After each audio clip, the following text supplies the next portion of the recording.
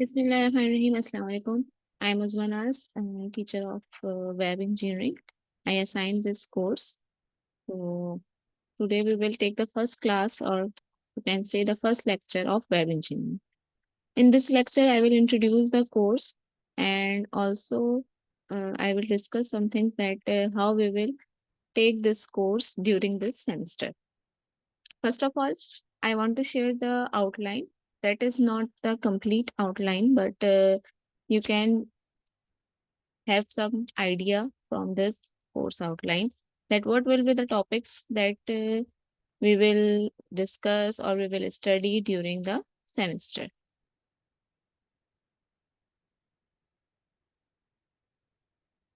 So first of all, I want to discuss the course objective. The main objective of this course to introduce the concept of web engineering. What is the web engineering, and what are the contents of web engineering, and we can say that what are the main ingredients that we need to justify, that we need to learn, that we need to practice to develop a good website. In this course, we have two types, or you can say in this course, we have two different modules. In first module, we will discuss the theory, and in other module, we will practically perform some languages and create some web pages or some contents, or you can say some mini parts of the webs. In the first module, we will discuss that what is the web, what are the uh, small pieces of development of web, and how we can secure the web, what is URL, what is www. Mostly हम इन सबके नाम सुनते हैं, but ये सब चीज़ें क्या हैं, and how it can effect our web pages. What are the web browsers? What are the internet protocols? These all will be the part of our course, inshallah. And if you have any query, you can ask in the group, and you can ask to me that what are the problems that you are facing during this course. Here are some languages. These are known as web languages: HTML, CSS, JavaScript. What is HTML? Why we study HTML? And what are the HTML tags?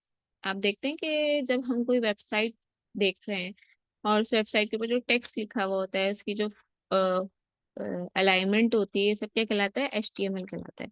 ये HTML language होती है जो कि हम किसके लिए use करते हैं? वेबसाइट पेज को डिजाइन, उसके ऊपर जो टेक्स्ट लिखते हैं, ये उसके थ्रू लिखा जाता है. फिर हमारे पास सी एस एस क्या करते हैं? हमारे पास हमारे जो जनरलाइज टेक्स्ट है उसको मजीद फॉर्मेटिंग के लिए, उसमें कलर्स डालने के लिए, कॉलम्स देने के लिए. तो एक CSS समझ लें एक ऐसी, अगर मैं एक आप लोगों की जबान में बात करूं तो CSS क्या करता है? हमारा जो ये टेक्स्ट है उसको एक अच्छी सूरत दे देता है, या उसका मेकअप कर देता है. तो ये मेकअप के लिए यूज होती है. हम डिफरेंट वेबसाइट देखते हैं. कुछ वेबसाइट से अगर हम विकीपीडिया की वेबसाइट ओपन करें तो बिल्कुल वाइट बैकग्राउंड है, ब्लैक टेक्स्ट है, इसके ऊपर सब लिखा हुआ है. कोई ज्यादा अच्छी फॉर्मेटिंग या क्या नाम है, कोई इस तरह का अट्रैक्टिव पेज नहीं बना. लेकिन अगर आप अपनी वेब पेज को अट्रैक्टिव बनाना चाहते हैं, उसमें कलर्स, उसमें फॉन्ट्स, उसकी अलाइनमेंट और पिक्चर्स, इन सब चीजों को बहुत अच्छे तरीके से पेश करना चाहते हैं, तो you will use CSS to format your text. Then we have JavaScript, PHP. ये सब किस लिए यूज होते हैं? कि जब हमारा जो वेब पेज है वो इंटरेक्टिव हो, यानी कि हम उसके अंदर यूजर इनपुट भी लेना चाहते हैं, यूजर इनपुट के ऊपर डाटा काम करे, और सॉरी, यूजर इनपुट पे वेब पेज काम करे, और जो यूजर ने इनपुट दिया है उसके ऊपर वो उसको आगे से रिएक्ट करे, यानी उसका आंसर दे. फॉर एग्जाम्पल, कोई कैलकुलेटर की वेबसाइट है, आपने कैलकुलेटर में लिखा 2+3, आंसर कैसे आएगा? पीछे कोई मेथड चल रहा है, कोई मेथोडोलॉजी है जो आपको आंसर पेश कर दे रही है, या कोई फॉर्म फिल करा आपने, कोई रजिस्ट्रेशन करवा रहे हैं, यूनिवर्सिटी में एडमिशन का ऑनलाइन फॉर्म फिल कर रहे हैं, तो इन सब के पीछे क्या है? एक माई स्किल क्या करता है? डाटा को स्टोर करता है. कोई डाटा स्टोर हुआ है, वो डाटा रिट्राइव करवा रहे हैं आप, या जैसे कि कोई रिजल्ट आता है, अपना रोल नंबर डाला आपके पास, आपका रिजल्ट आ गया, तो MySQL यानी कि डेटाबेस के अंदर आपका डाटा सेव हुआ हुआ है, और आप जस्ट जो है एक इंटरेक्टिव वेब पेज बना रहे हैं जिसमें यूजर अपना रोल नंबर वगैरह डालता है और उसके थ्रू उसको डेटाबेस से आंसर मिल जाता है। तो ये सारी चीजें जो कि इंटरेक्टिव पेज की हैं, वो हमें कहाँ मिलती है, जावा स्क्रिप्ट, पीएचपी और मैक्सफिल के थ्रू। इन सबका एक मिक्सचर करके वो एक वेब पेज डिजाइन होता है और फिर आपको इंटरेक्टिव वेब पेज देखने को मिलता है। Before going to start the topic, we will discuss some assessments और you can say grading policy, जो कि स्टूडेंट्स के लिए बहुत ज़्यादा इंपॉर्टेंट होती है कि हम किस तरह इस कोर्स को लेके चलेंगे। तो हमारे पास किस तरह के असेसमेंट्स होते हैं, assignment, quizzes, mid term, final exam और मे बी सम प्रोजेक्ट। ठीक है, 10% यानी कि 10 मार्क्स आपके असाइनमेंट के होंगे, 10 मार्क्स आपके क्विजेस के होंगे, 3 असाइनमेंट, 3 क्विजेस हम लेंगे in this semester. Then we will have midterm, or it will be of 30 marks. We will have final exam, it will be 50 marks.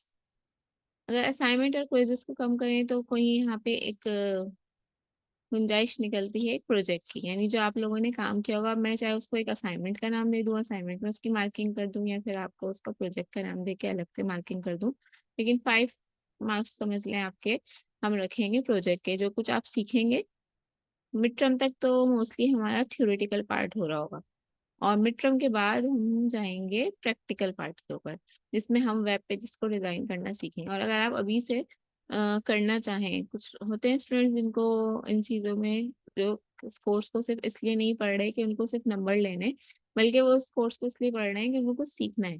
तो आपके पास W3 स्कूल्स की वेबसाइट मौजूद है, उसके अलावा और दीगर ऑनलाइन वेबसाइट्स मौजूद है जहाँ पे आप इस लैंग्वेज को 1 बाय 1 करके सीख सकते हैं। लाइक आप W3 स्कूल्स पे जाते हैं, मैं अगर यहाँ पे खोलूँ तो आपसे स्क्रीन शेयर करके आपको दिखाती हूँ।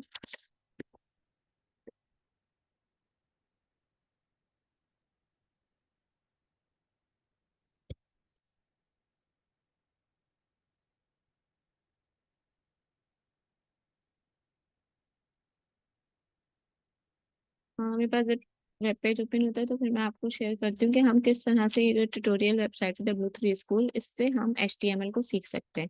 तो जब तक मैं HTML पढ़ाने तक आपके पास पहुँचूँ, तो उससे पहले बेहतर ये होगा कि आप इस तरह की वेबसाइट देख के इसके ऊपर कुछ प्रैक्टिस करें। ये सिर्फ एक फन होगा, आप ये मत समझिएगा कि ये कोई बहुत मुश्किल चीज़ है। आप इसको एज अ फन लें और यहाँ से अपने ट्यूटोरियल स्टार्ट करें, इसको सीखें। तो जब तक हम कोर्स में यहाँ तक पहुँचेंगे, जब पहले तो हमें बेसिक सीखनी है। हम हर चीज को डायरेक्टली प्रैक्टिकल अगर करते हैं तो हमें उसके पीछे उसकी रीजन नहीं पता होती, ये काम ऐसा क्यों हो रहा है, इसका बैकग्राउंड क्या है। तो इसलिए जब भी हमें डिग्री प्रोग्राम में कोई कोर्स पढ़ाया जा रहा होता है, और अगर हम कोई कोर्स अलग से जाके करते हैं, तो उन दोनों में ये फर्क होता है। डिग्री प्रोग्राम में जब आपको कोई कोर्स करवाया जा रहा है तो आपको उसकी थ्योरी बताई जाएगी, आपको उसका पर्पस बताया जाएगा। लेकिन आप जाते हैं किसी कोचिंग वगैरह में और एडमिशन ले लेते हैं कि आपको वेब पेज डिजाइन करना है, वो जस्ट आपको वेब पेज डिजाइन करना बता रहे होंगे, उसका प्रैक्टिकली वर्क बता रहे होंगे। ठीक है, तो हम स्क्रीन शेयर करते हैं।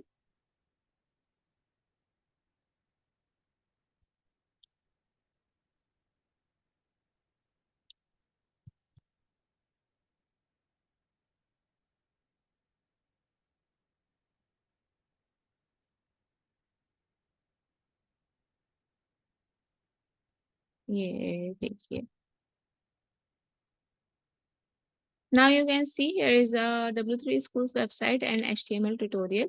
यहाँ पे आपको बता रहे हैं कि आप इस तरीके से जो है इसकी कोडिंग करेंगे, और जब आपने ये कोडिंग कर ली है HTML कोड की, तो यहाँ पे क्लिक करा। ये कुछ इसके टेक्स्ट कहलाते हैं, HTML head, title, body, HTML। इसके अंदर जो आपने वहाँ पे टेक्स्ट लिखना है वो आपने देखिए इस तरह से यहाँ पे लिखा हुआ है, this is a heading, this is a paragraph. ये भी थोड़ी आगे की चीज है, लेकिन जस्ट मैं आपको कोर्स को, आपका लिंक कोर्स से बनाने के लिए, इसको इंटरेक्टिव दिखाने के लिए आपको मैंने फर्स्ट लेक्चर में ये थोड़ा सा दिखाया है कि इस कोर्स में बेसिकली होने क्या वाला है, इस कोर्स के अंदर हम सीखने क्या वाले हैं। जब तक ये इसका रिजल्ट आता है, हम वापस जाते हैं अपने लेक्चर की तरफ, अपना लेक्चर स्टार्ट करते हैं, इंट्रोडक्शन टू वेब इंजीनियरिंग।